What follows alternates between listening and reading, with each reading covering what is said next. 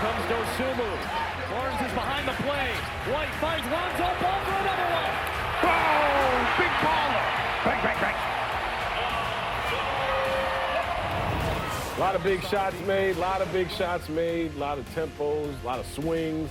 This is one of those games that we didn't see happening this way, especially down the stretch. Welcome on in to Bulls Postgame Live, presented to you by Toyota. Jason Goff and none other than Cam Smith filling in for Kendall Gill right here. The Bulls win 125-115. Got you some free overtime basketball in there as well. Cam, 13-0 run down the stretch in the fourth quarter. Coby White had a lot to do with that, and of course the big shot at the end. He talked to our 𝗏𝗏𝗀𝗋 Johnson at the end, too, about what the last game against the Clippers and that missed shot did to his psyche over the last couple of days. Went back to the lab, came back better than ever. Huge, huge fourth quarter for Coby. Yeah, we know Coby's always going to put the work in, but when you have those failures and not coming up and living up to the expectations that you have for yourself like Coby did in the Clippers game, he went back to the lab, as you said, Jay, got his shots up, looked at some film, reevaluated what he can do differently to help this Bulls team win. And we got to give a shout out to this Bulls team defensively.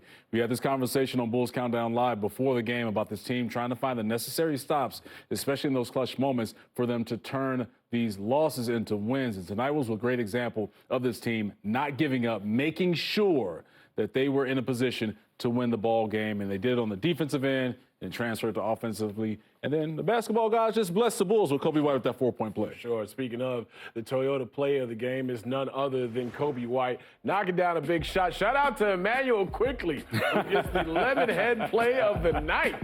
So we give IQ the MVP for tonight. I mean, I would give it to him. Why not? Yeah. But I don't understand why he made this switch. But, hey, Coby right in his pocket, right, obviously coming off that down screen from Zack Collins, but also the focus to knock that down, too, and to complete it with that free throw to tie things up at 110. So, again, this is one of those things, all the young hoopers out there, the game is never over until it's over. You stay fighting, you keep competing, because you have a team like the Toronto Raptors that just decide to hand-wrap and gift-wrap a game to you. So, Coby White stepping up in a big moment. Coby White also playing as well as we've seen him play in a quarter this season, especially in that fourth quarter. 24 on the game, 4 rebounds, 3 assists. Huge fourth quarter for Coby. Got aggressive, did not defer. Out on the break, Josh Giddey finding him here. Coby was doing his thing like we saw him do the last couple of years in that role. He did it in the fourth quarter tonight. Yeah, and we saw a lot of these highlights with Coby handling the basketball, and you're just seeing him in a variety of ways, just scoring the ball in transition with the pitcher heads from Josh Giddey, curving and kind of like just probing the defense with his ball handling. Of course, the three-point shooting. So this is the natural evolution and really the fruits of Coby White benefiting from the labor that he put in with his ball handling every single season, with him expanding his game, being always a guy that can score at all 3 levels. But now in this situation, with how this Bulls team is constructed, making the necessary plays to keep them within the ball game, and of course, bringing it to overtime to play some extra basketball on the west side. Mentioned Josh Giddey, one of those outlet passes getting to Coby in that fourth quarter. Josh Giddey did it again, ladies and gentlemen. You look at what he did tonight. 5th straight double-double. This is a career streak for him. I mean, there's been 3 guards in Bulls history to have 4 straight 20-point double-doubles.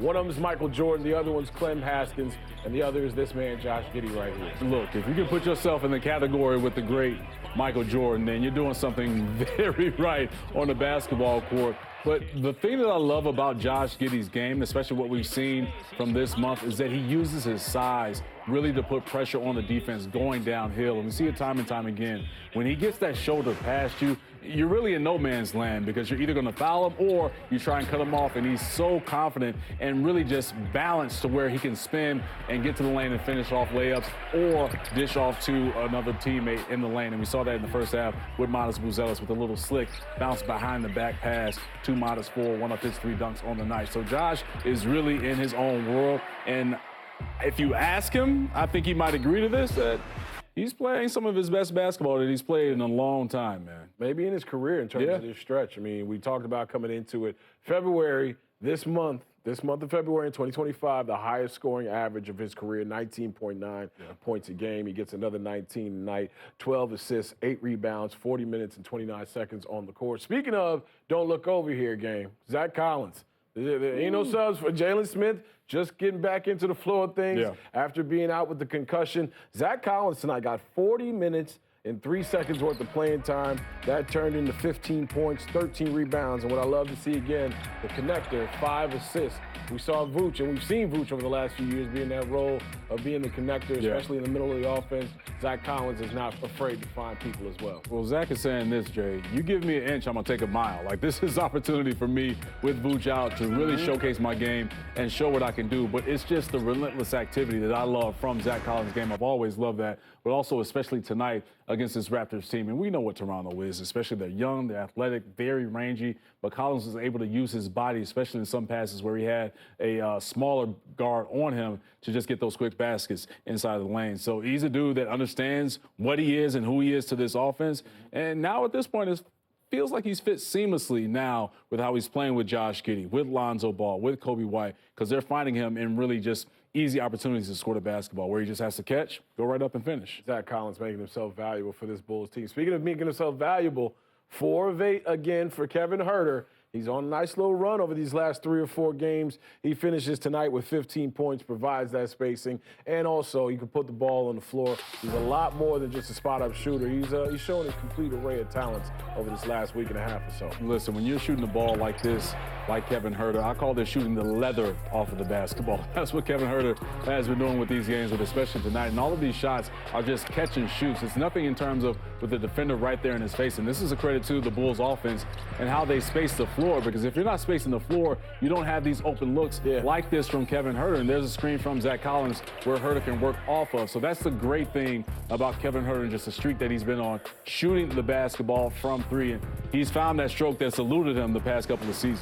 Yeah, no doubt about it. A team effort tonight. What do you got here? You got 1, 2, 3, 4, 5, 6, 7 Bulls in double figures. A complete team effort on the offensive end. No 𝗬𝗀 out there tonight, so you're going to have to make sure you find where that 18, 19, 20 points is coming from. Zack Collins did his job, and the rest of the Bulls did as well. Cam Smith and I have a job to do for the next few segments, so stick around with us. Bulls Postgame Live presented to you by 𝗬𝗨.